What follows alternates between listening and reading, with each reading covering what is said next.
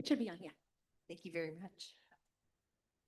Um, Good afternoon, everybody. My name is Kathy Sutherland, and you are here at the Open Space Authority's Urban Grant Program meeting, where we're going to be reviewing the grants and awarding some money. So thank you all very much for coming. We really appreciate you being here, and we really do appreciate all the effort that everybody put into their grant applications. These are always difficult meetings. There are always more needs than we have money, but we have had a very thoughtful process, and staff has been very diligent about reviewing the grants, and we look forward to having a very positive meeting, and we thank you all for being here. And I am going to turn it over to my co-chair, Lisana, who's going to give us a welcome. No, it's okay. Thank you. Thank you, Director. Good afternoon, everyone. It's such an honor to be at this place at Mexican Heritage Plaza. I'd like to begin to acknowledge that the space that we're gathered here today is District 6 for the Santa Clara Valley Open Space Authority. So having grown up just down the block, it's especially meaningful for me to gather here tonight in this position and continue the work of investing in places and in people that make this area so special. So I just want to appreciate all of you that are here today. We're meeting this evening here at the School of Arts and Culture at Mexican Heritage Plaza. And so I want to take a moment to thank our host tonight and the important role that the Mexican Heritage Plaza is playing in bringing arts, culture, and community together here in East San Jose. As you all recall, the board awarded a capital improvement grant to the School of Arts and Culture in 2023 round of our urban grant program. And we're proud to partner with them on the La Placita project, which is just across the street. District 6 is one of the, ooh, that's scary. Let's all just take a moment.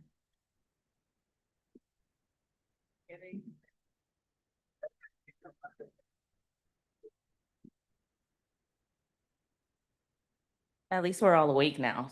Like that just really got us focused.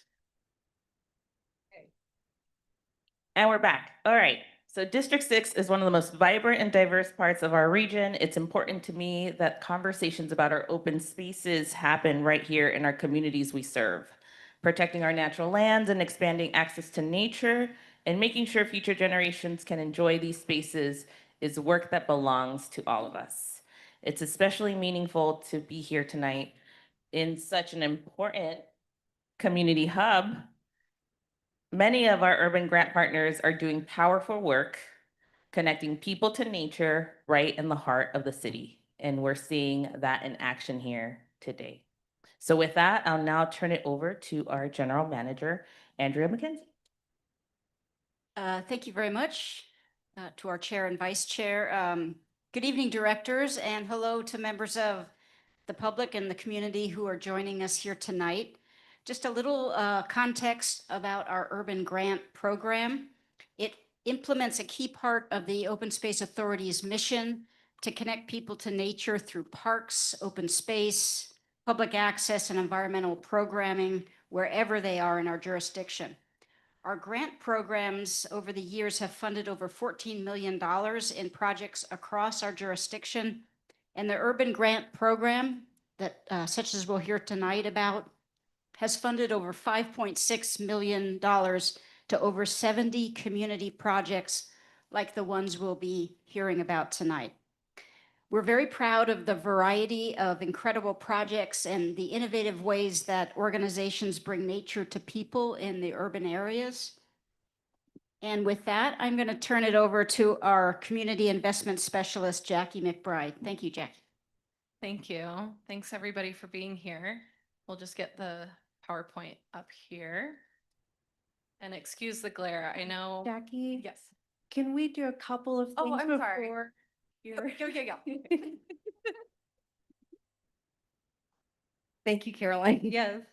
Um, I'd like to call the meeting to order, Yes. and if you could please do a roll call. Absolutely. Thank you. Director Kennett, Here. Director Matthews, Director Chapman, Here. Director Sutherland, Here. Director Ming Hyde. Here. Director Dominguez. Here. Director Gill. Here. Thank you very much. We have a quorum. Shall we do public comments? Yes, please.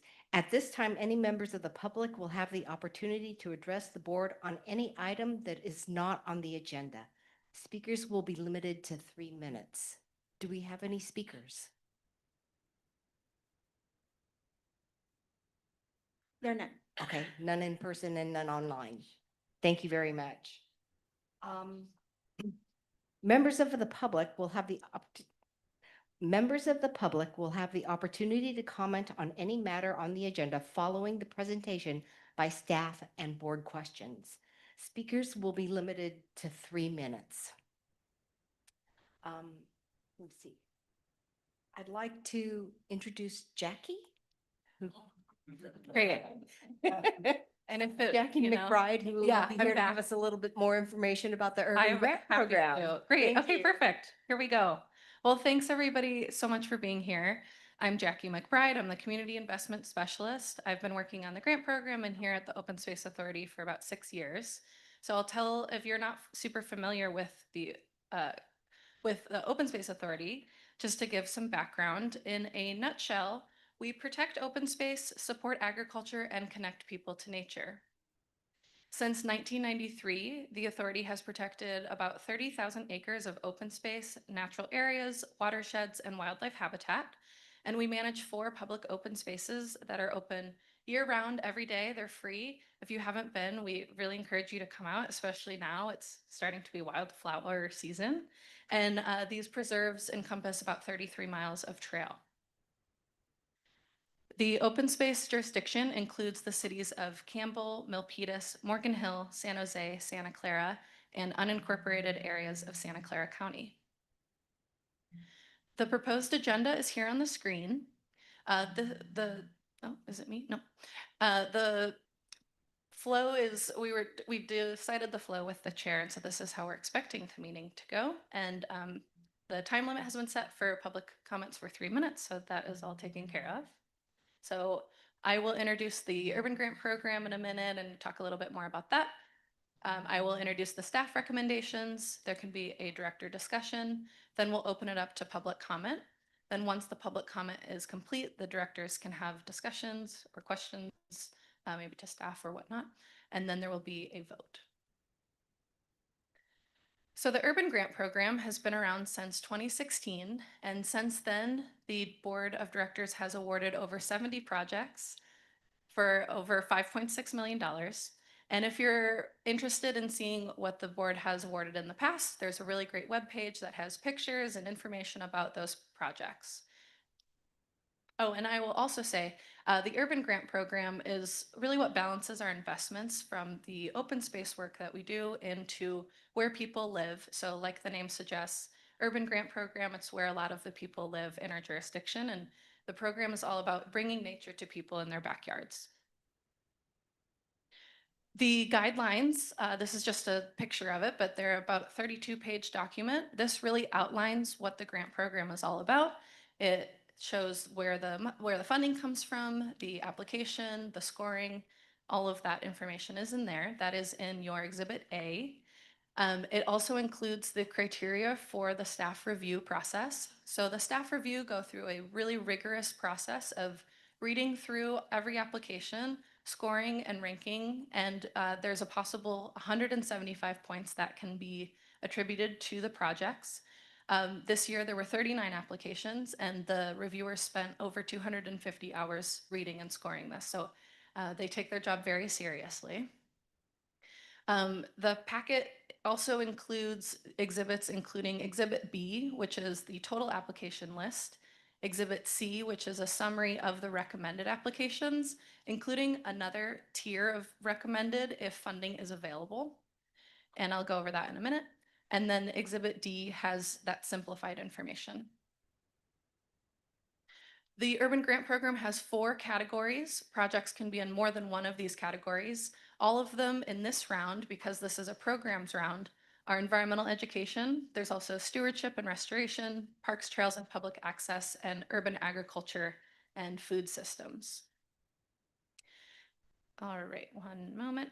The board allocated $750,000 for this solicitation. I'll note that there is more money in the pot. That money is used for future solicitations. So the board decided on $750,000 for this solicitation. And these grants are reimbursement based, meaning the work is reimbursed after it's done. And the eligible applicants are local public agencies, schools and school districts, or nonprofits, or through a fiscal sponsor. This year, the program had a theme of building a climate strong future for all. I noted this is a programs only solicitation. There's $30,000 to $75,000 available for individual projects. These are 2-year projects, and with that $750,000 available, we would expect your board to award between 10 and 15 awards. As you can see from this map, without any issue with glare, this is the program area outlined in the guidelines. So right here is a lighter orange color. That's the eligible grants area. That's considered the more urban areas of our jurisdiction. So all the programs need to fund or need to directly serve people that live in those urban areas. Programs are able to go outside of that urban area, but they need to stay within our jurisdiction. Once awards are made, we go through a contract process. Sometimes this can take a few months. Like I said, they are reimbursement based. Large organizations are required to have match, and grantees are provided a handbook, which includes logos, social media information, promotional information, so that when they're executing that program, maybe they have flyers, they include information about the Open Space Authority and the Urban Grant Program. I mentioned there were 39 applications in this round requesting $2.4 million. So it's a very competitive process with only $750,000 available. Over half of the applicants are new to applying to the Urban Grant Program, which is really exciting to see. And there were even more in the pre-application stage as well. So in a moment, I will be going through the lists that I mentioned, the recommended list, et cetera. At that time, that's a great time for directors to have a discussion or questions. Then we would go into public comment. The directors can also discuss after the public comment is done, and then they will vote in a market basket approach, which means voting in kind of a group instead of voting one by one. So here's the list of all the applications submitted. This is A through M. There were 39, so this is the first half, and then there's more in the second half. I'll just note that these projects are fantastic projects.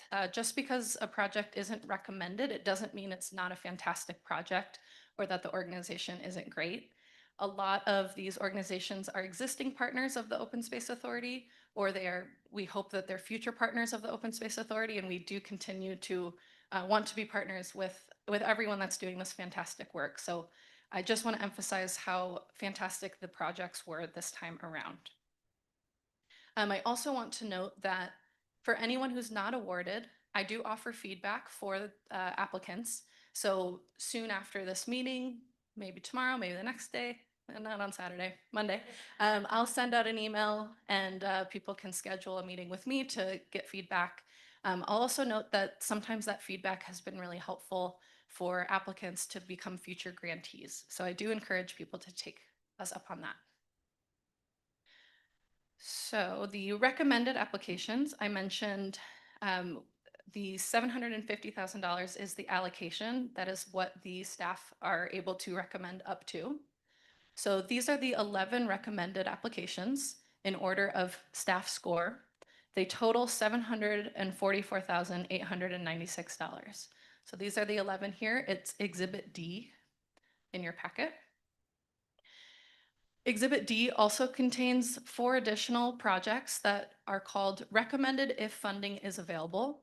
So these scored high, but they fall outside of that $750,000, but go up to and not over $1 million. So the total here, if the board were to award them, would be $974,146. That's also in Exhibit D. I'm happy to take questions at this time, or I can return over here and you can discuss. Let me know.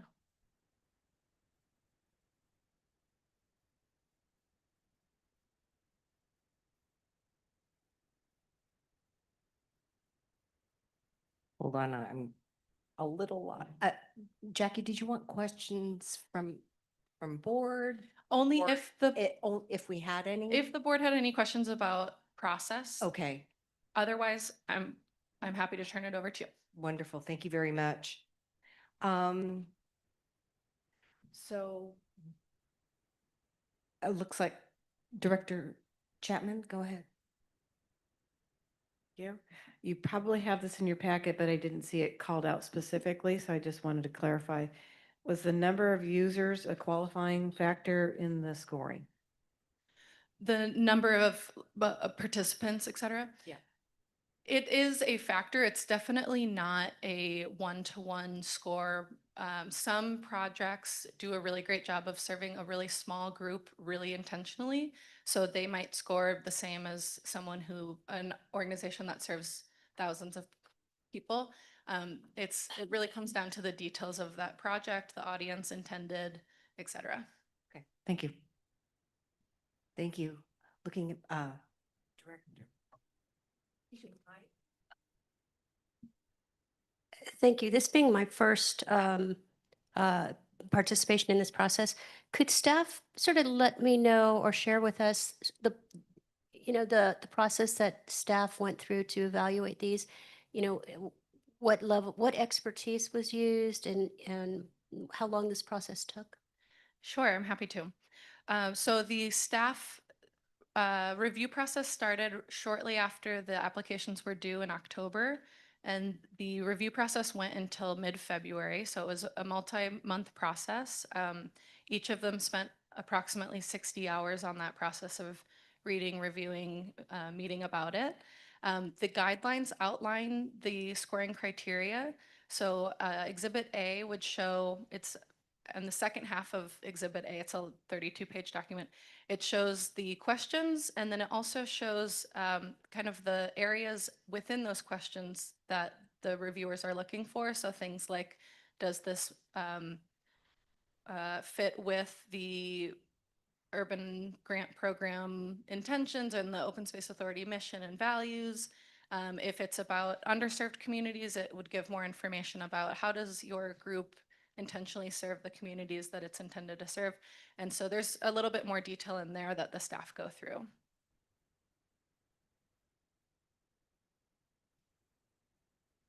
Thank you, Jackie, for the presentation, the overview.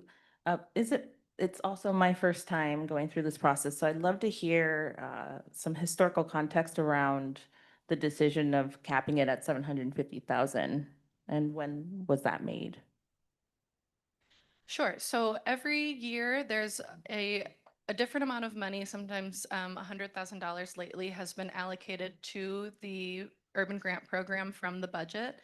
Sometimes the directors have put more in, sometimes less. And so depending on how much is available, which is up to not over 25% of Measure T funds, then the directors are also thinking about future cycles. Typically, there's been a cycle about every other year, and the discussions have resulted in usually about $750,000 up to $1.5 million is a good amount of money to have a substantial grant program.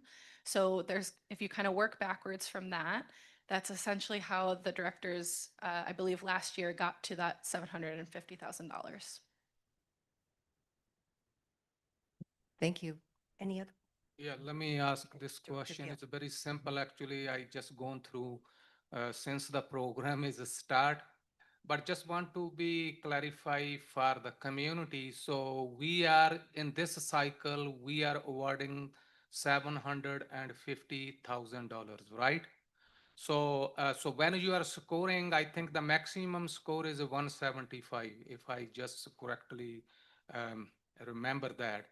So you are just ranking that one and then go down until we just reach $750, right? 50K. So then we can stop that. That's the process you are using, right?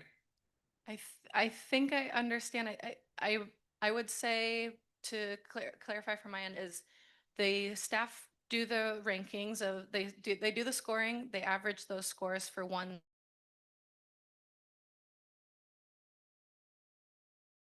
average score, then they are put in order with to or exceeds $750,000. That's where the staff recommendation can stop. I do provide that additional information if the board were to want to allocate more money than was previously decided, which has happened in the past. So that's why there's that recommendation of up to $974,000. But at this point, we just look only 750K, right? So then we stop from there. It's a 744 something. Excuse me, Director Gill, I think that we have the ability, I understand yeah, that point. to- But we just decided to give 750 at this That- point. yes, up till now, but staff has been very diligent about suggesting others. So we can make some other decisions too. Thank you. And I would like to say that what I found as reviewing these grants is that it was really wonderful to have a theme, because what I envision is that there will be multiple organizations following the same theme, so that there can be multiple touches and different ways of getting this climate strong future for all out into the community.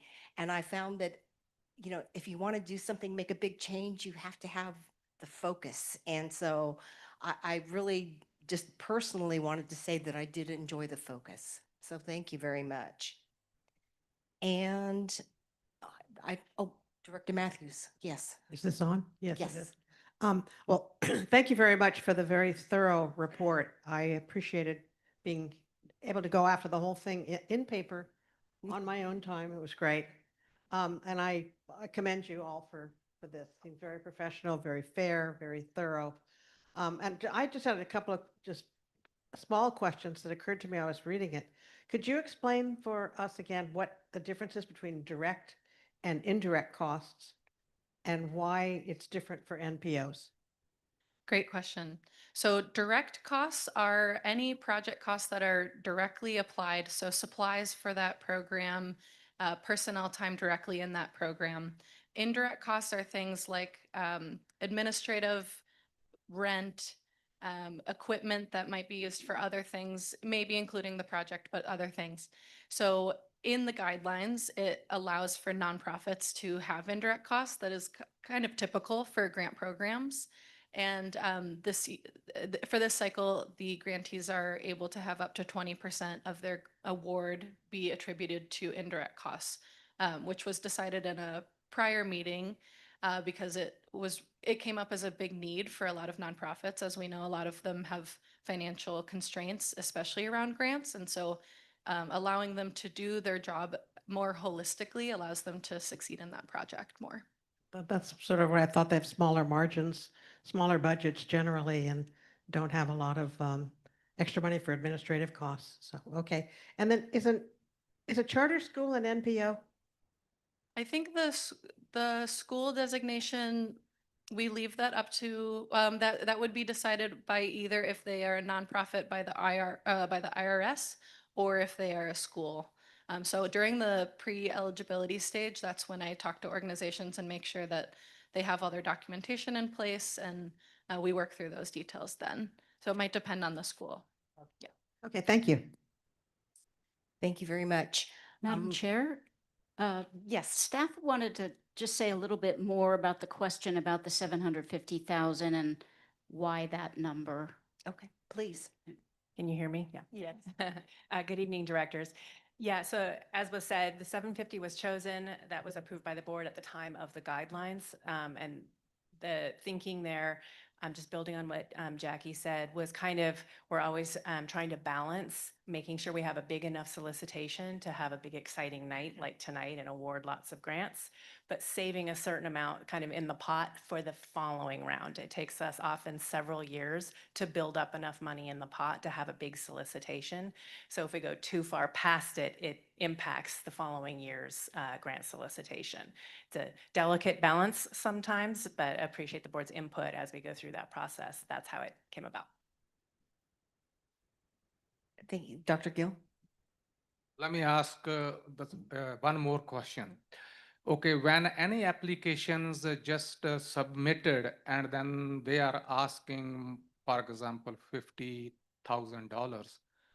So if their ranking is high, do we just awarded 50,000 or we can just give partially maybe 25 or something? I'll say the board has the prerogative to award partial funding. It has happened in the past. Staff, we would strongly urge full funding for projects. Generally speaking, these projects are things where this already is partial funding in many ways for these organizations. And so we try to approach it as kind of an all or nothing award process that ensures much more success of the projects. One thing we've had in the past when it was partial funding, while that of course sounds like a positive thing, it does create a lot of complications for the organization who then has to scale back the project, especially if the grant was going to include higher, any kind of staffing. If you get less money, it's really challenging to fill that staffing need, for example. Thank you. Thank you, Megan. Looking around, I don't see anybody else for comments. So Carolyn, oh, I'm sorry. Go ahead, Director Matthews. I'm sorry, it just occurred to me, I had one more question. I thought there were letters of recommendation that I didn't see them included in the packet except for a couple. Were more submitted? The way we do it, the clerk. They were emailed to you as they were coming in. They were posted on the website, and then there's a folder floating around on your table that has all the letters that were submitted up until about 3 o'clock today. Got it right here. Here it is. Thank you very much.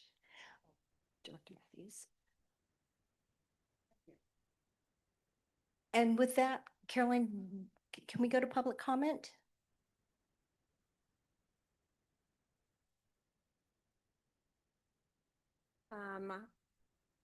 I'm going to take the speakers as they came in on the sheet. So I will, so we'll start, I'll call out a name. We'll go through the list. Your name will appear on the display screen with your organization, and you'll have 3 minutes to speak, and you'll see the clock wind down. And then if at the end of the list of speakers, I haven't called your name, you can either fill out a speaker card, or you can, if you're joining us via Zoom, you can raise your hand. All right, so we will start with Kate Casale. Yes.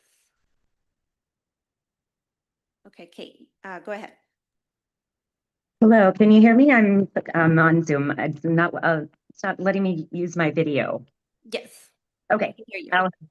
Well, good evening, everyone, board, staff, and community members. Thank you so much for the opportunity to speak tonight. My name is Kate Casale. I serve as the Partnership Director in California for the Student Conservation Association. A little bit about SCA. For more than 65 years nationally and over 35 years here in the Bay Area, our mission has been to build the next generation of conservation leaders by engaging young people in hands-on environmental service. Our Urban Green program focuses specifically on working with local youth on local lands. We provide paid green jobs for young people, particularly those from communities that have had fewer opportunities historically to access nature or enter into conservation careers. Participants gain hands-on experience restoring habitats, maintaining trails, improving public lands, while also receiving paid training, mentorship, and opportunities for recreation and leadership development. In Santa Clara County, we've partnered with the Santa Clara Valley Open Space Authority. Thank you, Jenny staff, who are in attendance tonight, who have just generously given up their time and resources to support our young folks. UC Reserve Blue Oak Ranch, Mid-Penn Open Space, Guadalupe Coyote RCD, and others in recent years to provide these paid service and recreation opportunities. Over the past 3 summers, we've employed over 40 youth and young adults who combined have restored over 3 acres of land, improved over 20,000 feet of trail, built over 3,000 feet of fencing. And in addition, 100% of our participants have earned at least one certification, had the chance to sleep in a tent, and participated in a career panel or similar workforce development learning activity. These interwoven project components not only strengthen local ecosystems, but also create meaningful pathways for young people to see themselves as environmental stewards and future leaders. And in terms of the theme of this grant program, really build a climate strong future for all. The program we're seeking funding for, the SCA Urban Green Conservation Stewardship and Education, will recruit, hire, and train Santa Clara County high school youth and young adults to serve as part of the Bay Area Climate Resilience Corps, which is now in its 3rd year. Funds will support a 5-week summer youth crew and 2 school year interns to complete a variety of conservation and climate resilience projects, engage community members through volunteer events, and share their experiences to inspire others. This work really produces multiple benefits from restoring habitat and improving local environmental health to strengthening youth leadership and their connection to nature. And it creates real pathways into conservation and climate careers. We believe the program builds individual resilience as well as community resilience. Thank you, Kate. Oh, Thank you. okay, thank you. Thank you so much. Sorry. Next is Catherine Liu. Let me just put this down. Good evening, dear directors, and thank you, Jackie, for helping us going through all those process. My name is Catherine Liu from Campus Point Mentorship. It is only 13 years old, but it's a long journey for us. We started from hosting a lot of events in El Viso area. We understand the climate resilience. What does it mean for the local youth?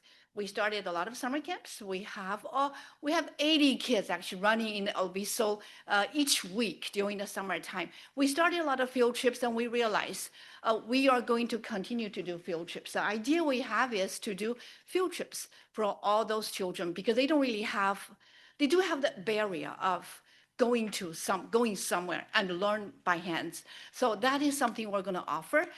There are, I think, 3 reasons. You can pick me. So number one reason is we have been working in this field. We understand the kids. This is definitely a place that is in need because the parents don't really have the bandwidth to drive them to somewhere, feed them, and bring them back. And that's something we are very specialized in. We have been doing this last summer. We've been doing this for a long time, and it's really in need. And the second thing is Campus Point Mentorship is small compared with a lot of organizations, but we are very, very innovative. We have different committees. We have public art committee. In the public art committee, we actually draw a mural for El Viso Marina. And from that, we understand, hey, more than 100 years ago, there are a lot more birds flying in the sky and are bigger animals on land. Now we don't have it. And at that time, it's salt water. We don't really have this much of the fresh water get into the slough, which is really damaging the environment. So we understand how to use cross different areas to really teach the kids. And also in this field trip, we're going to use 360 camera. We're going to get the kids, put it on Google Maps. So you're going to see a lot of giggling kids using the 360 camera. You can actually see all from all the directions. They're going to post the pictures, how they really enjoy the open space area. So that's number 2. So number 3 reason I think we like to get picked is really we involve not only the community members, the kids, we involve families. Wherever you go, you're going to see we tag along with the family members. A lot of field trips we do, we're going to have gatherings, as you can see, we especially propose for that. That's the time when we build up the trust, not only with the kids, but with the family members. Once we build up the trust with the kids and the family members, we can do a lot of powerful things. We have been doing this for some time, not as long as many other organizations, but we're being very, very successful. Thank you so much. Thank you. And you were with Compass Point, correct? Yes. Yes, Compass Point. Thank you. Real quick, Jackie will add a little bit of context to some of these speakers. Yeah, for directors following along in your packet, You will hear from tonight, there's people signed up from organizations that are recommended and are not recommended. So if you're following along, Exhibit B is going to include all the applicants, and then Exhibit D shows those that are recommended. I know it's a little confusing, and since we're going in order of sign up, I know we're putting you through a little bit of gymnastics. We can but- shuffle paper. Yeah, Thank you. Okay, great, thanks. Okay, next is Chandru Babu.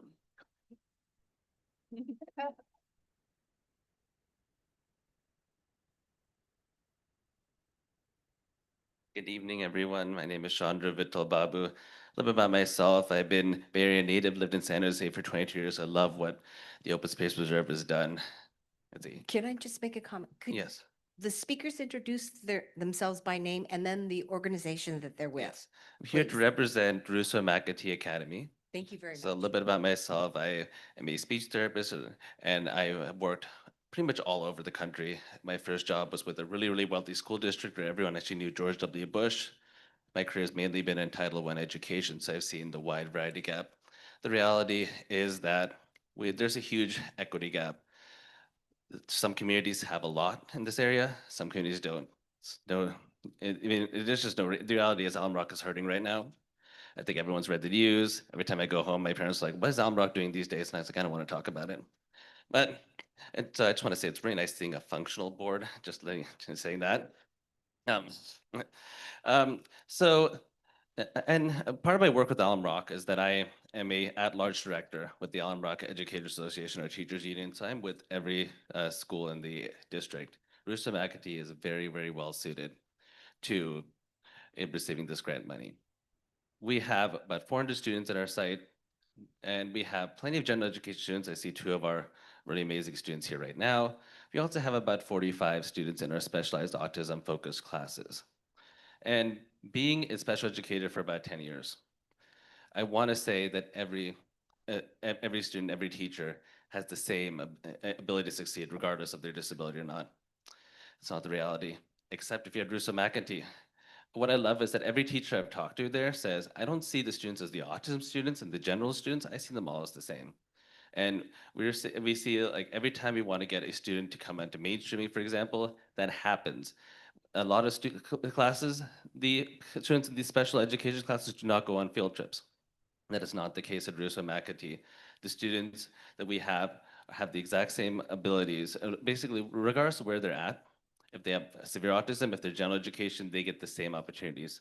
So the money that you'll be giving to us would be spent equitably for students regardless of ability. And that is, I think, extremely important. This time of fiscal uncertainty, your money be well served with a school site that is very well used to having grants and grant administration, and a place that would really make sure that anyone, regardless of their needs, would be able to achieve a high quality education. Thank you so much. Thank you very much. And our next public commenter, Carolyn? Shane Soriano, Saved by Nature.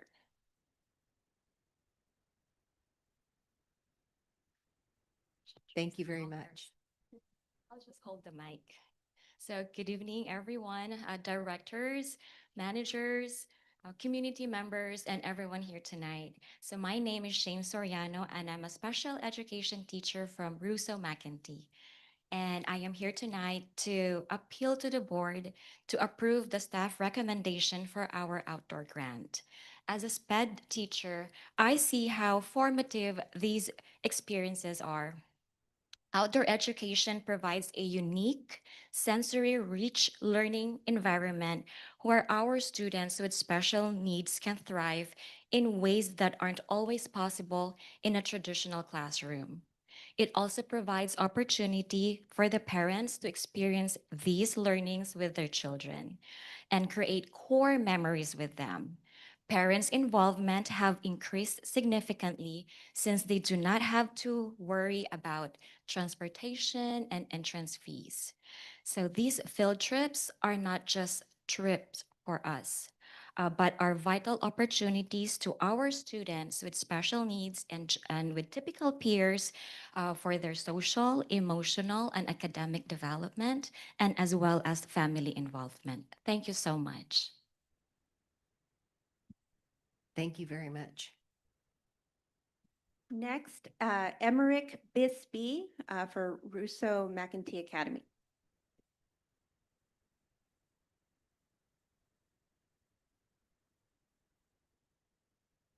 Thank you. Hello, my name is Emmerich Bisbee. I am the principal of Russo McEntee Academy. Thank you so much for having us here tonight. Thank you everyone that came to support our school. Russo McEntee Academy is a school in the Alum Rock School District. We've got a fancy name. We aren't a charter or anything. We're just a regular neighborhood school. We're a Title I school. In 2021, we changed the focus of our school to environmental justice and sustainability. You know, we put on all of our like clothing and we like really like branded ourselves to be, you know, like environmental justice warriors. We got a grant from State Parks for the last 4 school years to hire an outdoor education coordinator for students to go on 3 field trips a year, to have an environmental justice league of student leaders, some of which are here tonight, as well as 1 edible garden on our campus and 1 therapeutic garden that has like flowers and herbs and native plants, things like that. Unfortunately, that program that we received the funding for ends this school year. So we are looking to sustain our program for future school years. The funding that we're asking for is for all of our students to go on 3 field trips a year for a total of 6 field trips over 2 years to local natural spaces where they will learn about urban agriculture, they will learn about water conservation strategies, and also just receive an appreciation for the environment and nature.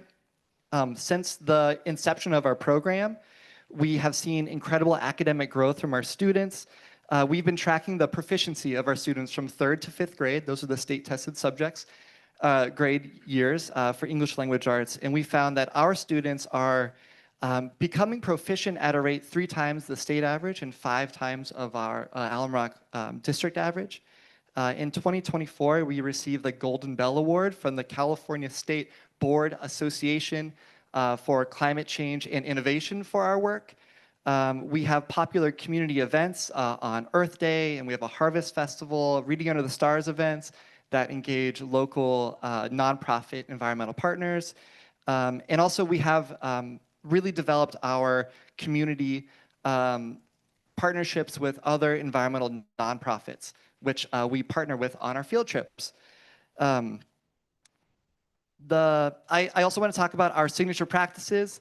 Each grade level has a project-based learning unit that we call a signature practice. Our 5th graders study water, our 4th graders study birds and bird habitats, 3rd graders study plastic pollution. So all of our field trips have to do with these themes. So the field trips are really integral to what the students are learning. They learn it out on the field trip, they get the experience of it, and then they come back to the classroom, they make a project, and then they have a night where they celebrate their learning.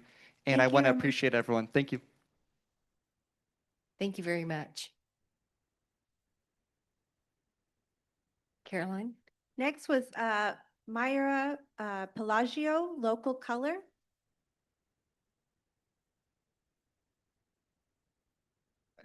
Hi, everyone. My name is Mara Pelagio, pronouns she, hers, ella. And I'm a consultant and a coach, and I'm also the founder of Reconnect Outdoors, fiscally sponsored by Local Color. And it is one of the projects that is being recommended for tonight. So I'm here asking you to support that recommendation. And before I tell you about my project, I'd love to tell you about myself. I was born and raised in Mexico in a really rural area. And I was raised by my great-grandmother, who at her 102 years of age still has a deep reverence for nature.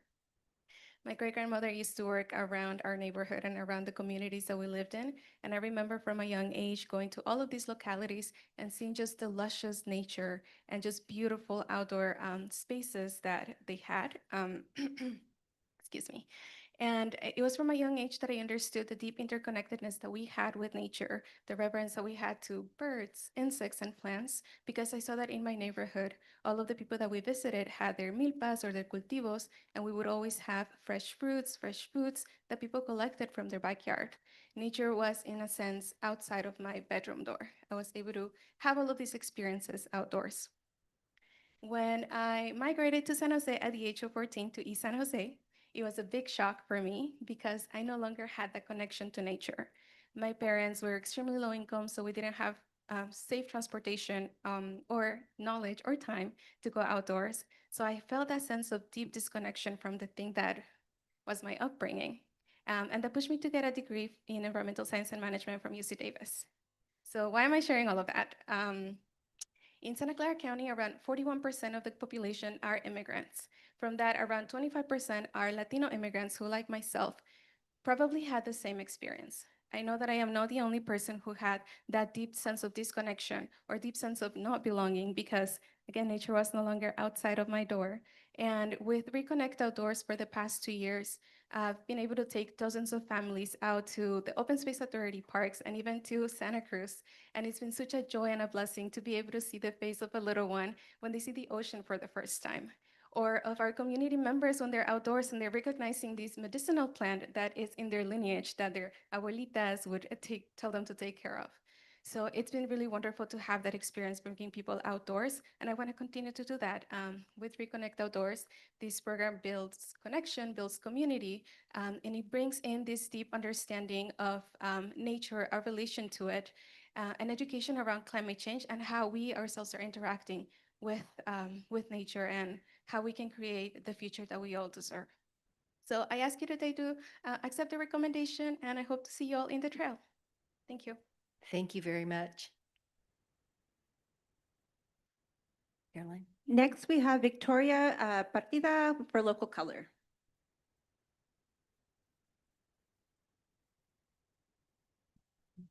I'll hold it. Hi, everybody. My name is Victoria Partida.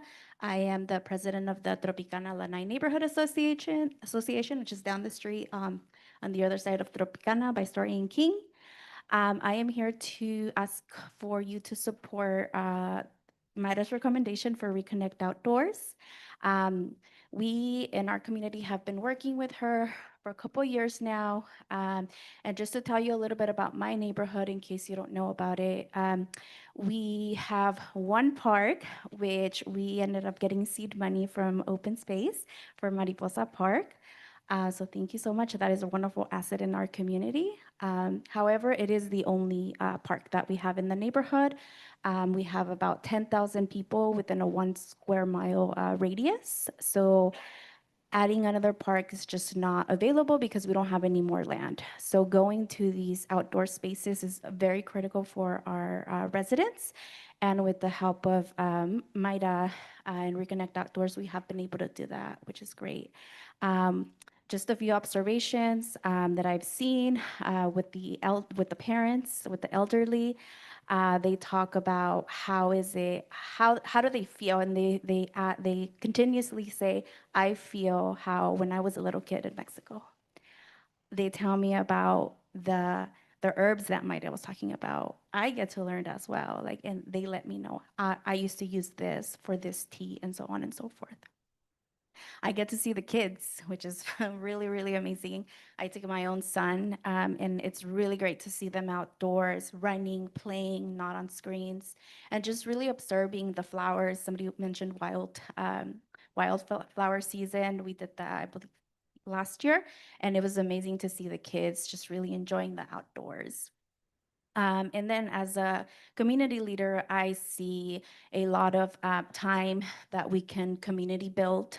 We often don't get the time to do that in our own neighborhood because, again, we don't have a lot of open spaces to access. So this really becomes the time that we get to connect with our neighbors and each other. So I hope that you can support this wonderful project. Thank you. Thank you very much. Next speaker. Next speaker is Jose Romero, local color.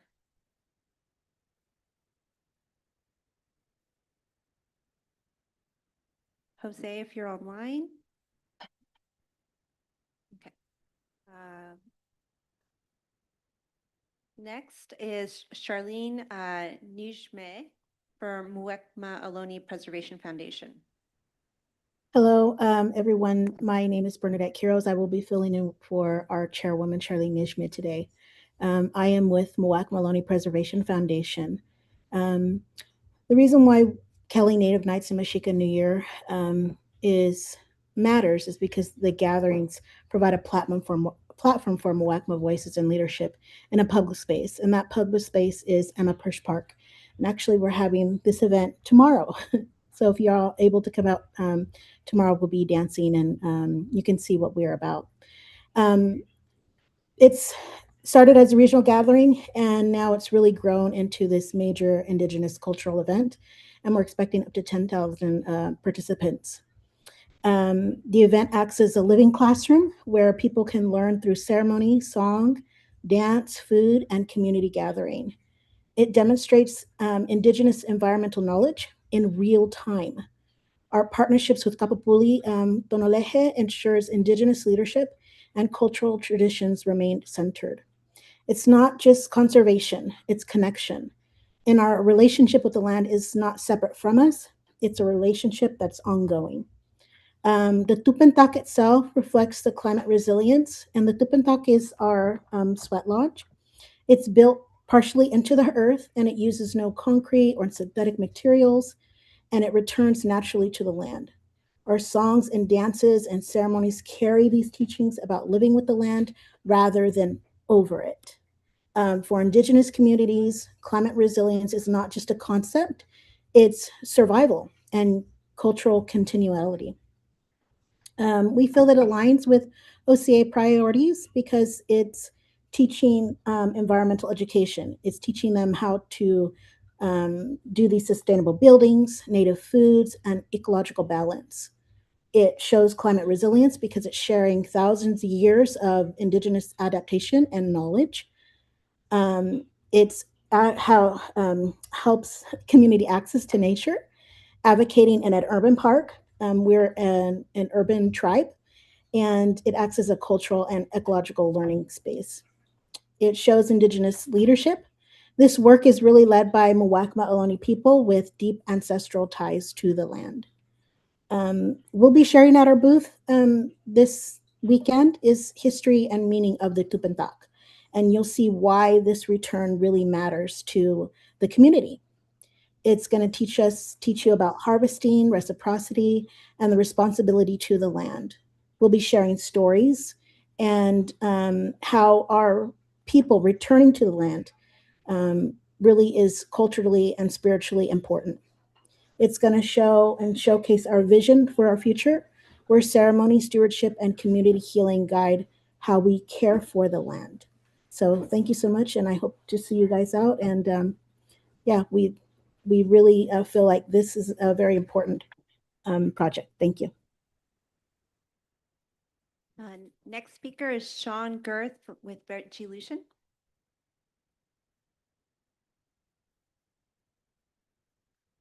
Good evening, everybody. It's really nice to be here tonight, and it's really wonderful to listen to the other projects. And I have to agree with the notion of a theme being really powerful, because in listening to everyone else talk about their proposals, I see how interconnected we all are in this work. So my name is Sean. I'm Executive Director of Vegilution, and we were very excited to see our proposal recommended for funding tonight. It's really true that there would be no Vegilution without Open Space Authority. I mean, when you go back to when Vegilution was polluted soil and tires and messes on Emma Prush, and you look at a farm now that is organic, regenerative, where we've committed years and years to nourishing the soil and nourishing people and nourishing place. And that is what this funding would allow us to continue to do. As others have said, and we agree, we are not separate from the environment. We are intimately connected to and part of the environment. And our success as people is deeply interdependent with our climate and our planet. So thank you very much for the recommendation for funding. What we will look forward to doing, if awarded, is continuing to work with our community and teaching them the environmental regenerative practices so that they can be ambassadors for that moving forward. And what is so crucial about land and land stewardship is it is our deep connection with the land that makes us be stewards of the environment going forward. It's not worries about disasters. It's not pictures of, dying polar bears. It is the deep connection that we have from the time we are born that we steward with each other that makes us advocates for the climate moving forward. So thank you very much. Thank you. And Next speaker is Natalia Cortez from Bay Area Ridge Trail.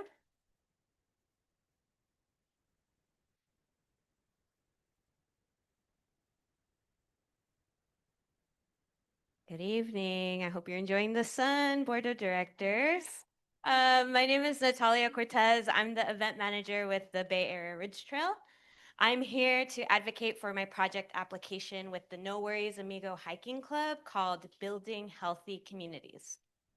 First off, I'd like to stand here as a proud San Jose resident and as someone who believes that the future is bright. I see that future in the list of recommended projects. I see that my neighbors, especially young people, are in really good hands. To be here at the Mexican Heritage Plaza and see the deep representation of the East Side tonight makes me so proud, really.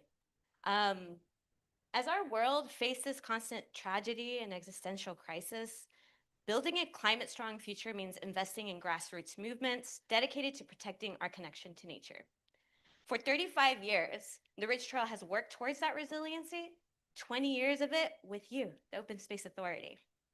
However, there is another side of resilience, the spiritual. How do we remain strong while facing these challenges? The answer is in stewarding our spirit. Taking care of our mental health is an imperative part of building resiliency. This is what makes our partner in this project that we applied for, the No Worries Amigo Hiking Club, stand out as a community space. Well-being and joy is at the forefront of their ethos. Hiking is just a vehicle for it. Their programs offer a respite from everyday stressors, peer-led mental health support, holistic health practices such as sound baths, breathing exercises, and yoga, providing no-cost, low-barrier service to community members. Whenever we work together, I'm reminded of the multi-generational parties that I grew up with. I see young people, young families, single parents, aunties, uncles, and grandparents from all sorts of backgrounds. There's no pretense, no elitism. There's just whole generations of people who are aching to connect to nature, and the No Worries Amigo Hiking Club provides a fresh and meaningful way to do it. The Bay Area Ridge Trail sees potential in the No Worries Amigo Hiking Club. We have invested in their work by providing them with permit, planning, and financial support. There is tremendous value in their work. We submitted our project application with most of the funds going directly to them because we want to champion their movement. And I hope you'll champion us as well. Thank you. thank you. Caroline?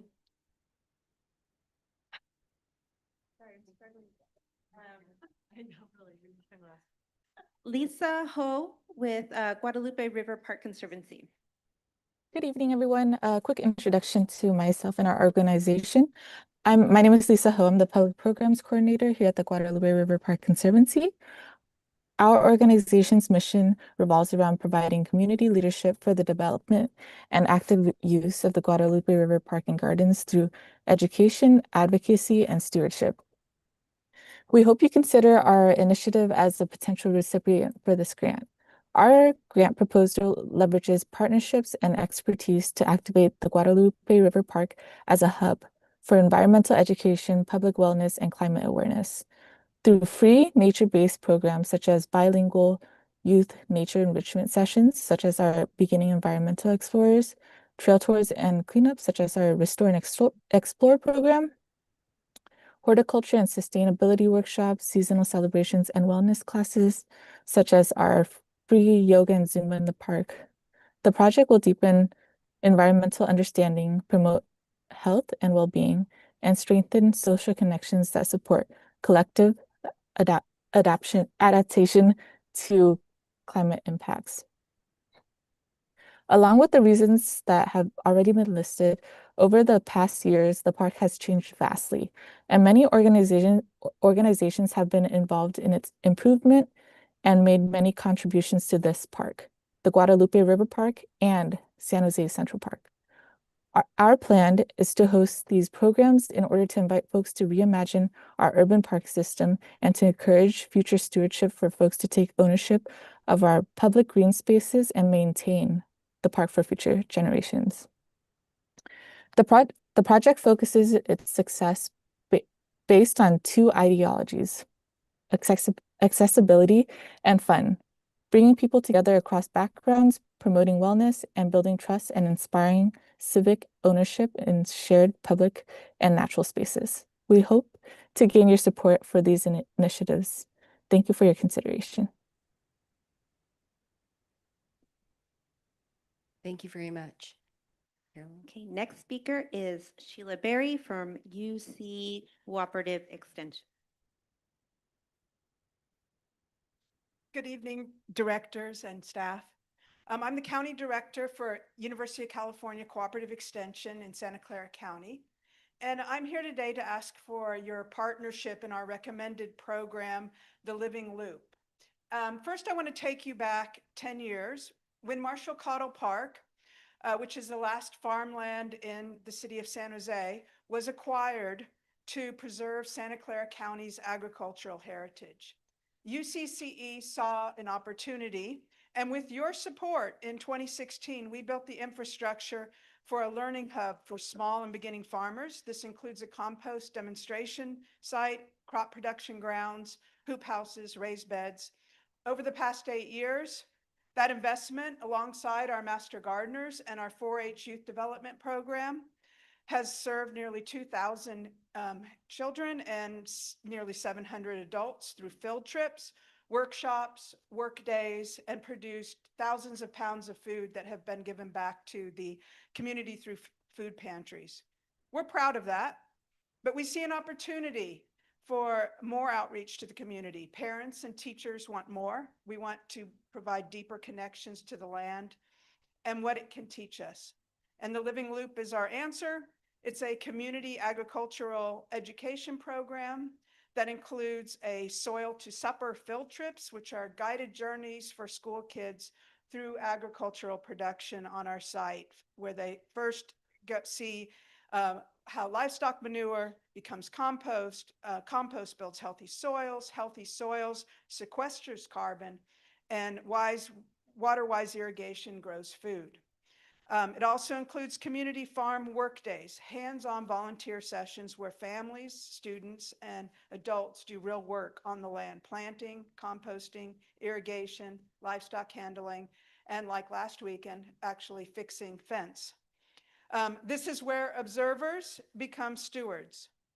And then a third pillar is climate-friendly farm series, community-led events where our advisors, our Master Gardeners, and our teen 4-H youth educators delve into deeper into topics like soil carbon, pollinator health, and sustainable food production.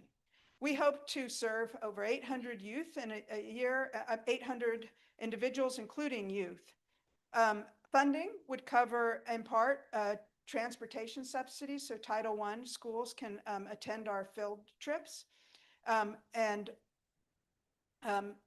infrastructure is already built. The community relationships are in place. The demand is there. So we ask that the Open Space Authority to extend its legacy of our 2016 investment and help bring the Living Loop to life for the next generation of environmental stewards. Next speaker is Tia Hong with Sunday Friends Foundation.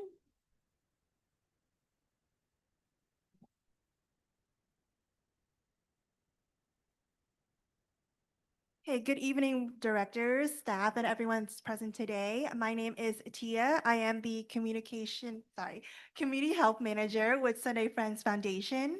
So with Sunday Friends Foundation, we are a nonprofit organization with a mission to help families get out, break the intergenerational cycle of poverty, and achieve health equity through empowerment and a supportive community. So one of the ways that we do that is through our unique Learn, Serve, Earn model, where families get to participate in educational workshops, volunteering, and community building activities to earn points that will give them more access to our services. So this model also encourages holistic and sustainable growth for both our children, adults, and families as a whole. Now, I would like to talk about our program that is recommended for funding, our Blooming in Nature program, also known as Blooming in Nature Sun, Culture, Health. So this program focuses on nature conservation through educational and hands-on activities for our families. Blooming in Nature engages low-income families with young children in outdoor learning experiences and strengthen family bonds and promote environmental awareness and well-being. Our goal is to help families understand that the environment, it's nothing distant. It's something that's very close to us. It's the water that we drink, the air that we breathe, the sun, the shade. So everything is environmental, and it always follows and circles back to their health and well-being. And it's especially important in urban and low-income communities where environmental changes have a greater impact. So as part of Blooming in Nature, families will not only learn about these nature and environmental topics, but they will also be able to see, witness firsthand through actions, how things such as recycling, planting a tree, or protecting local waterways in partnership with Guadalupe Trail can positively impact their community. In particular, we have a youth leadership council who will be working one-on-one, peer-to-peer with the youth component of our program. So thank you so much for this opportunity, for this funding, and we really do hope with the support and the expansion from Open Space Authority that we can expand our engagement and our reach. Thank you for your time and your consideration on behalf of Sunday Friends Foundation. Thank you very much. Okay, our next speaker is Malcolm Holcomb with Ujima Adult Family Services.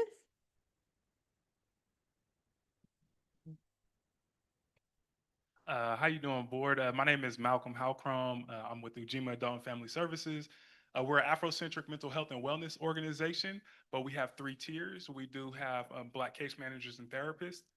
We also have youth programming where we teach African history. We just fill in the blanks that the schools miss. And then we have a wellness center where we just engage the Black population here in San Jose. Many times people move here. A lot of times we've had an exodus for the last 15 years of Black folks, but a lot of people are moving here in San Jose. And when they come to our events, a lot of them say we are the reason that they stay in San Jose and that they actually want to start building community. We've done events from African drum and dance classes. We've had 50 Black people on the beach learning how to surf. We've done financial literacy classes, but some of our fan favorite classes that we've done over the years have been our Dirt Don't Hurt series, where we have a master gardener come and teach us about, we've learned about worm composting. We've learned about planting your own teas and really just how to get started in planting things that are simple to grow to really gain our confidence in actually planting things and getting our hands in the dirt. Another fan favorite has been our foraging hikes. Although we're not actually foraging, taking from the land, we are going out with very knowledgeable individuals. We're hiking. We've had 15 to 20 African and Black folks hiking. And we've actually learned what are the natural plants in our area. I've learned how to spot natural sage now. I've learned how to spot natural mint. I've learned how to spot natural blackberries. And it's been so impactful that we've even had family members and friends come back and tell us that they stopped mowing part of their lawn because they realized that they had sage growing. They've stopped mowing their lawn because they didn't even know that they had a mint bush in their house. So it is very impactful. These 2 series that we've done over the years, we've been operating off of a 3-year grant, which ended last year. But those 2 series are actually 2 things that we're going to combine into the project that we're asking you all to fund. So we're not reinventing the wheel. What we're actually doing is, I guess, connecting the 2 wheels together and just rebuilding the wheel. So I really hope that you all consider the recommendation of the board. I really appreciate all of you for actually giving the money to create culture. And I really appreciate and honor everybody here for creating the culture that we all love in San Jose. So thank you very much. Thank you.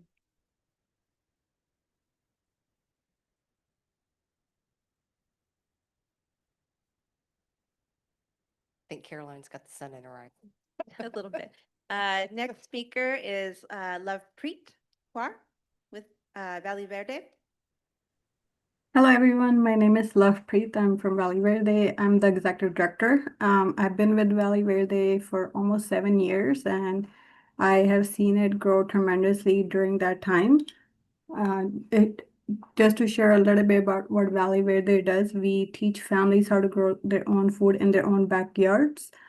For this specific project, we are hoping to get funding for our several of our programs. One is called the Shared Garden Program. This is where we help families grow the food in their backyards, as well as working with schools, specifically elementary and some high schools as well. We are putting garden beds in the schools for these children to learn how to grow, not only grow the food and see where the food is coming from, but also learn at a very basic level how the food system is in Santa Clara County, and also learn about pollinators and growing organic produce so they can become stewards in the future for protecting our environment, protecting land, and figuring out how we can keep pesticides out of our soil. It's a similar concept that adults in our program learn as well. We are hoping to teach families a lifelong skill. So instead of worrying about where their food is coming from, they can actually grow their own food as a family and involve multi-generations. Our focus is also on growing multi-ethnic seedlings. Seedlings are food that is not readily available in the supermarkets, or if it is too expensive for the families that we serve. We have a focus on low-income families, so they are the ones that are benefiting the most from our programs. The other program we want to extend this program to adults that have disabilities and are unable to garden at home with the garden beds that we have. So we want to be able to see if we can make them ADA accessible to allow these adults to also garden and be able to grow their own food without having to worry about leaving their space to access organic, fresh vegetables. The other part of this program is also about teaching them how to grow or how to make compost. So we want to teach families not just how to grow their own food, but how to actually replenish the soil once they've grown that food and once they've taken it out of the soil, and be able to put the nutrients back before they start their fall garden. These families receive education on a monthly basis. They also receive garden visits directly every quarter, so we can help them troubleshoot anything that is specifically going on with their garden. We hope that this project can be funded so we can continue to do the work that we've been doing for almost 12 years. So thank you. Thank you. And then the next speaker is Stephanie Jane with Amigos de Guadalupe.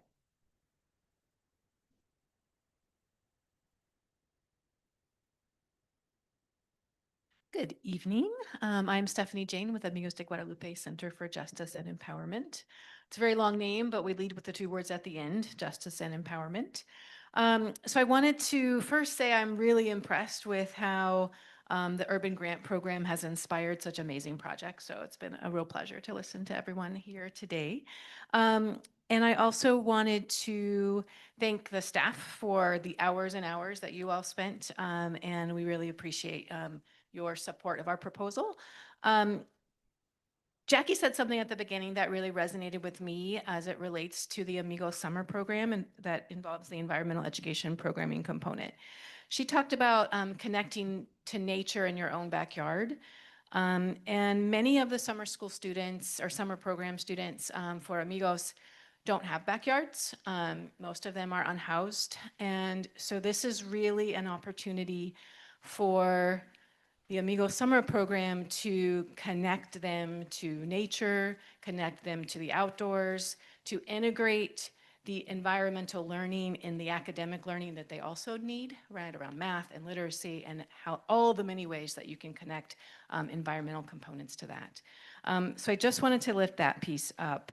And it's just, it makes the opportunities all the more critical because these are our youth who currently are unhoused. The summer program at Amigos serves about 150 youth, both from East San Jose and also those who are unhoused. And there have been different themes over the many years that the summer program has been operating: building bridges of justice, migration, we are all voters. But with the help of the Open Space Authority, we're excited to really launch an Earth Keepers theme in the coming summer. So field trips into nature,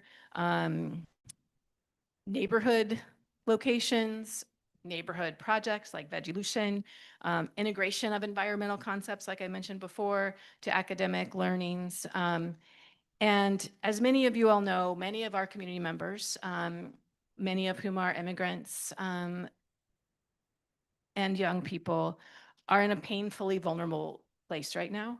And given this current national landscape, it is also in this context that creating opportunities for these young people to connect to the out of doors, to the nature, to the healing components of that is a really important piece of the work that we are hoping to do with the support of the Open Space Authority. So with that, thank you very much. Thank you. And then did Jose Romero from Local Color join us? No. If there are any other speakers who are joining us via Zoom who would like to comment, you may raise your hand. And I see one speaker. Give me 1 second.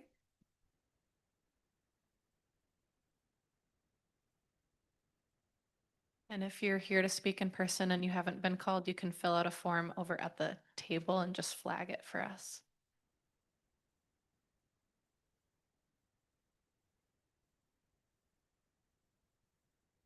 Okay, Carmen Gaines, you have the floor. Thank you. I'll speak briefly. My name is Carmen Gaines, and I am the Deputy Director with Local Color, the fiscal sponsor of Reconnect Outdoors. Just wanted to speak in support of their projects.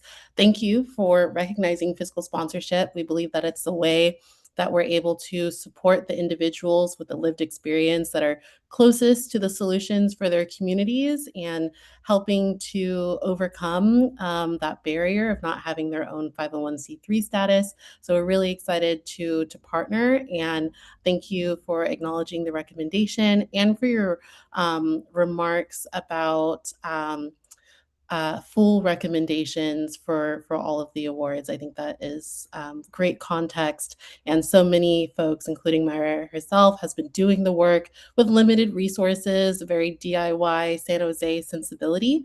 So to be able to submit an application, have that request and budget fully realized will have great impacts for the community. Thank you for your time. Thank you.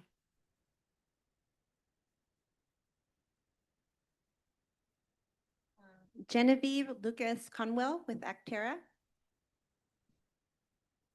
Good evening, everybody, and thank you for the directors for braving the sun with us today. My name is Genevieve, the Director of Programs here at Actera, and the project that we're putting forth here with Open Space is to support our food forest education aspect. The food forest is actually being funded. You mentioned Director Gill. How is this going to be funded? So the pieces for this is we're getting funding from Valley Water and County of Santa Clara for building the food forest at our partnership site at Vegilution. And then this piece here is to engage and activate schools in East San Jose to come join the food forest, participate in it, and learn about food sustainability in an urban garden, such as Vegilution. So we have a food climate change curriculum that we have in place that we've activated before Vegilution and that we would continue to do so in this project. This is estimated to support 450 students, middle school students in East San Jose, and support 10 food forest trips. Why San Jose? It's been why East San Jose? It's been noted as from the state of California as a climate vulnerable community specifically. And why food? It's the most digestible way for students to understand climate change and incorporate it in their daily lives. Through our programs, we've seen it be effective with 88% of students understanding climate change in a more sustainable way and saying they know and want to incorporate climate change and food sustainability in their everyday lives. So we see great success in building a climate strong future for all with this project. So thank you all for having us and considering our project. Thank you very much. Next speaker is Jeremiah Castro with Russo McIntee Academy.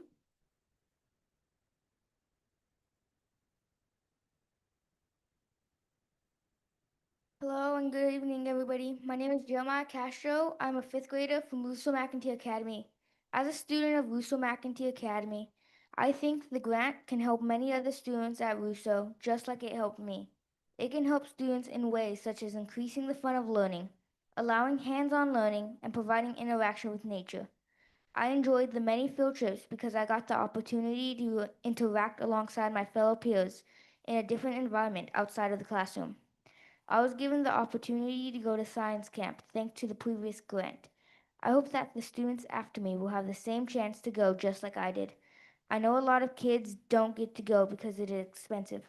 I'm thankful grants like yours exist. It made it possible for me to experience something I will never forget. I hope you will grant our school and the students the opportunity to continue to make meaningful learning experience and memories. Thank you. Thank you. Good job. Okay, are there any other speakers joining us via Zoom who would like to comment at this time? There are no more speakers, so I'll hand it back to you, Chair.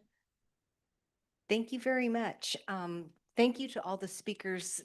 Thank you for taking the time to introduce yourselves and your programs to us. It really is impactful to hear from you. And the student in fifth grade, we're going to see you again some other time, right? Yeah. So I think that right now we can go ahead and if the board's through discussing, we can go ahead and entertain a motion. But I do want to give my fellow board members the opportunity to say something. Then, Alex, did you want to say something? Director Kennett, I'm sorry. So, thank you all for your time. Certainly, it's those of you who've ever submitted a term paper understand that some teachers grade by volume and other teachers grade by content. So you got a AA on this, both volume and content. So congratulations, Jackie. In looking through all of these, it's really, I found no reason. I look for things that are there, but also things that are missing. And I really didn't see anything missing in any of these. So you were very thorough. Congratulations. That's important. And to me, they're almost all equal. I mean, given the numerical score, the difference between the top and the bottom score is 12 points or less than 12 points. So, so well organized, and thank you both staff and yourselves for your time and participation. And let's see if we can't make it worth your while. Thank you, Director Kennett. Any other comments? Go ahead. So I just want to thank everybody that came out tonight and that were via Zoom, and also the individuals that couldn't make it out tonight. As someone who works in nonprofit herself, I understand deeply what it is to be a grantee and understand the complexity around writing a grant, building a project, whether it's an ongoing one, whether it's a pilot one, this time, talent, and treasure that goes behind that. And more importantly, just the dedication that you're doing for the service of the community and the impact that you're trying to have long-term. So, and sometimes some blood, sweat, and tears is up in there too. So I just want to emphasize that everything that you did to create an incredible project for impact is really something that we appreciate. And we just really value that you were also able to come out and have public comment at 5 in the afternoon. on a Thursday. So thank you for doing that as well. And also just really grateful for the opportunity to be here and to be able to learn so much about other organizations doing great work. I also want to emphasize how important it was to the staff to put in so much great work into an incredible opportunity for our community, and to give, what was that, 250 hours of reviewing. That's incredible, and thank you for doing that work. Thank you. Director Matthews. Thank you all for coming. I really enjoyed all the remarks. A lot of times when I'm in a meeting like this, my mind starts to wander.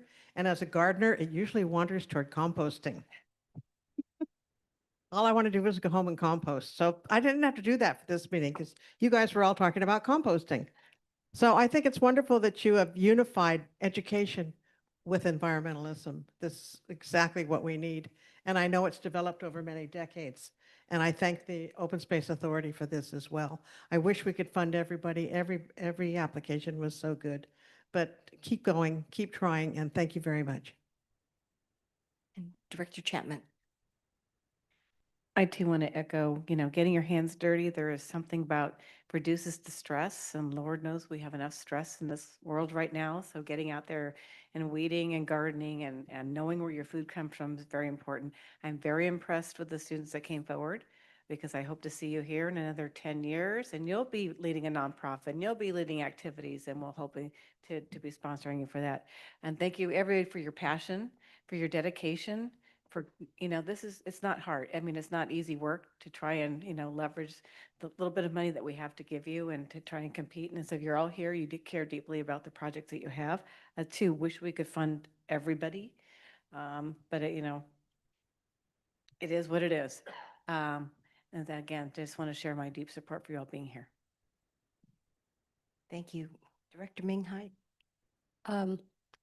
I just want to say that listening to each of your projects, hearing from your own voices what you want to do with this money and how it's going to impact lives is so strong.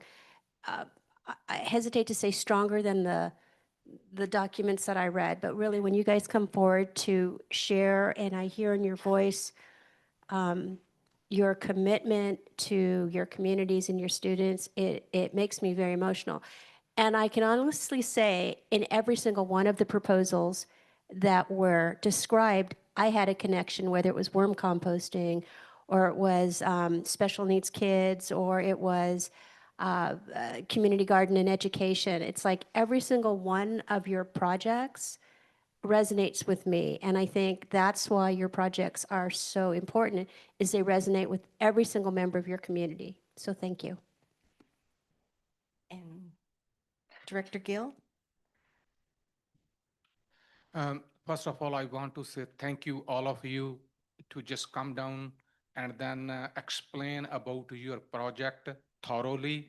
Even though we already gone through all the projects and their application, whatever you submitted to us, but when you are saying in your own wording, then is more powerful and more we can just digest properly.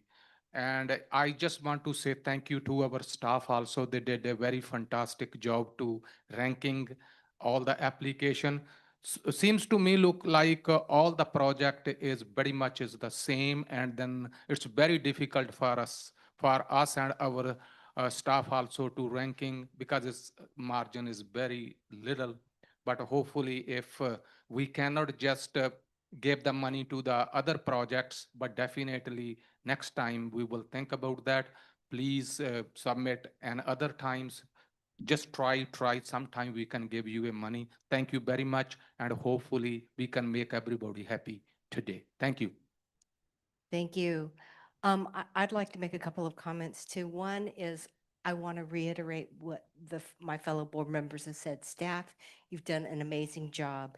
You've done an amazing job engaging with us, listening to board members' thoughts, and we really appreciate being engaged in the process. So thank you very much. I'd also like to thank the applicants for bringing us projects that reflect the values and the goals of the Open Space Authority. You understood what we were trying to do with the theme of building a climate-strong future for all, and it really does show.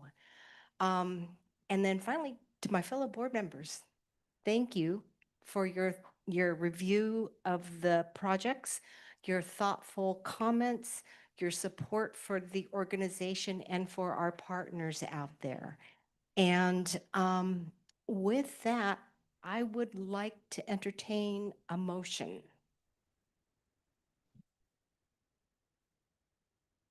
Oh, I'd like to entertain the motion that we support the staff recommendation and the additional recommendations from staff as well.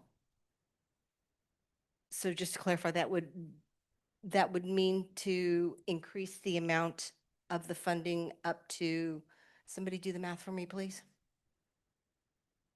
974? 974,146.56. Thank you very much. I second that to include the 56 cents. All right, so it looks like we have a motion from Director Dominguez to support the additional funding.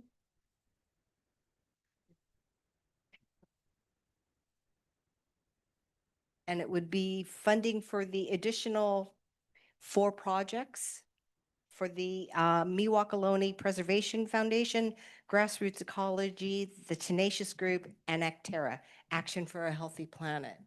And that was seconded by Director Kennett. Any discussion?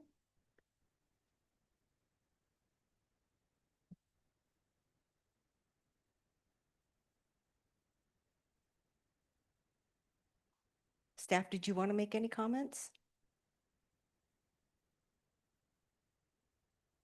Through the chair, just wanted to ask the clerk of the board if this is processed as a vote or council. Do we vote individually? Yeah.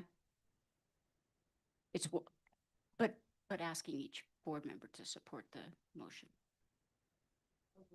Roll call vote? Roll call. Yeah. Thank you. Okay.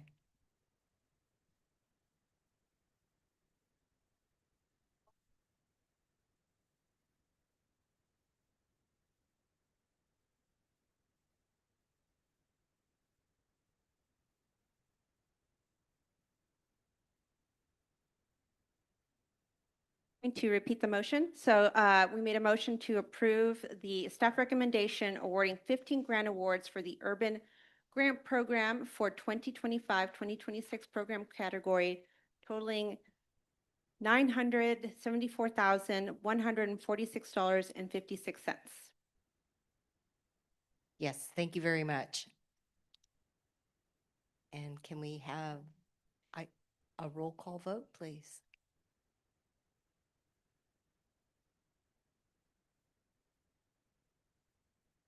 Director Kennett. Congratulations, everybody. Yes. Director Matthews. Yes. Director Chapman. Absolutely, yes. Director Sutherland. Yes. Director Ming Hai. Yes. Director Dominguez. Yes. Director Gill. Yes, I already promised we want to make everybody happy and happy. The motion passes. Thank you. Great work, everybody. And for those who were still looking for some funding, come back. We're always here. Thank you. Thank you so much for coming, everyone. And if anyone is here representing an organization that was awarded, I think maybe a picture might have been requested. I'm not sure. If so, is that a thumbs up? Yes. Okay. If you'd like to, not required, you can meet me.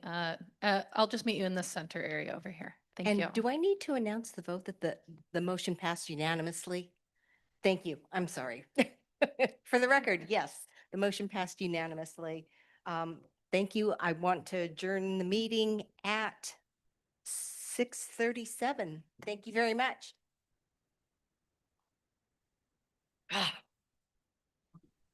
Thank you, everyone.